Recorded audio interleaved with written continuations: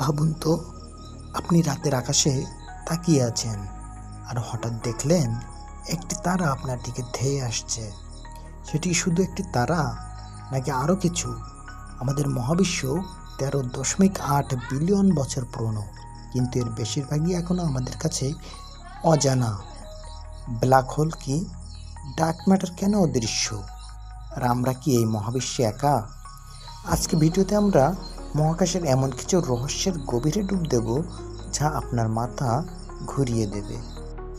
আমাদের চ্যানেলটি সম্পূর্ণ নতুন, তাই আপনার লাইক, কমেন্ট এবং সাবস্ক্রাইব আমাকে নতুন ভিডিও বানাতে অনুপ্রেরণা যোগাবে। মহাকাশের বিশালতা আজও আমাদেরকে মুগ্ধ করে।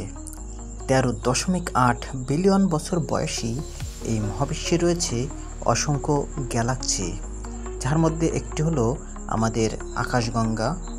এই গ্যালাক্সির এক প্রান্তে অবস্থিত আমাদের ক্ষুদ্র সৌরজগৎ, যেখানে 8টি গ্রহ সূর্যের চারপাশে ঘুরছে।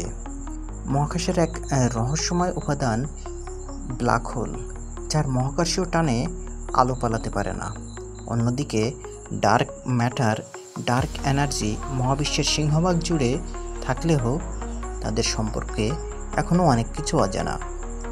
ইউরি গ্যাগারিনের মহাকাশ যাত্রার মাধ্যমে শুরু হওয়া আমাদের এই অনুসন্ধানের ফলে আমরা আজ ইন্টারন্যাশনাল স্পেস স্টেশনের মতো গবেষণাগার স্থাপন করতে পেরেছি। আমাদের পৃথিবীর নিকটতম তারা সূর্য হলেও এর বাইরে রয়েছে প্রক্সিমা সেন্টরির মতো অসংখ্য তারা, গ্রহাণু এবং ধূমকেতুর মতো ছোট মহাজাগতিক বস্তু সৌরজগতের কাঠামোকে আরও বৈচিত্র্যময় করে তুলেছে।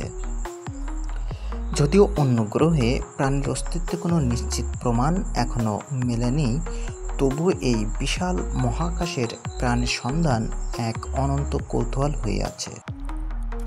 বিজ্ঞানীরা বলেছেন আমাদের মহাবিশ্বের প্রায় 95% অংশ আসলে আমরা দেখতে পাই না।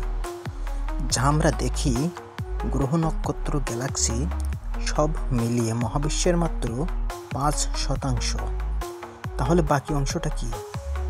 ডার্ক ম্যাটার নক্ষত্রগুলোকে একসাথে ধরে রাখে, আর ডার্ক এনার্জি মহাবিশ্বকে ক্রমেই প্রসারিত করে।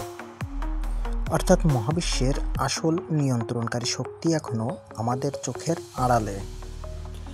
মহাবিশ্বের সবচেয়ে রহস্যময় বস্তুগুলোর একটি হলো নিউট্রন স্টার। এটি একটি মৃত তারার ধ্বংসাবশেষ, কিন্তু এর ভর এত বেশি যে মাত্র 1 চামচ নিউট্রন স্টারের ভর হতে পারে বিলিয়ন টন। মহাবিশ্বের বিশালতার মধ্যে এমন কিছু জায়গা আছে যেখানে সৌন্দর্যের আর সৃষ্টির এক অদ্ভুত মেলবন্ধন ঘটে।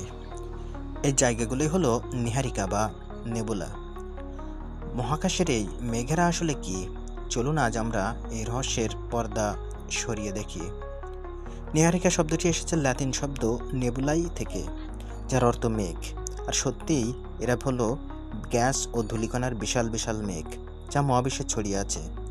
এই গ্যাস মূলত হাইড্রোজেন ও হিলিয়াম, এবং এর সঙ্গে মিশে আছে অন্যান্য ভারী মৌলিক পদার্থ ও ধূলিকণা। নীহারিকা কয়েক ধরনের হতে পারে: উৎক্ষেপণ নীহারিকা, প্রতিফলন নীহারিকা এবং কৃষ্ণ নীহারিকা। এই নীহারিকাগুলোই নতুন তারা জন্ম নেয়। যখন কোনো উজ্জ্বল উত্তপ্ত তারা এই নীহারিকার গ্যাসকে আয়নিত করে, তখন এটি উজ্জ্বলভাবে জ্বলে ওঠে, যেমন ওরিয়ন নীহারিকা। এরপর রয়েছে প্রতিফলন নীহারিকা। এই নীহারিকাগুলো কোনো নিজস্ব আলো নেই, আর কৃষ্ণ নীহারিকাগুলো এত ঘন যে এরা নিজেদের পিছনের আলো সম্পূর্ণভাবে আটকে দেয়। আমাদের চ্যানেলটি নতুন, তাই যার কাছে ভিডিওটি যাবে দয়া করে সাবস্ক্রাইব করবেন।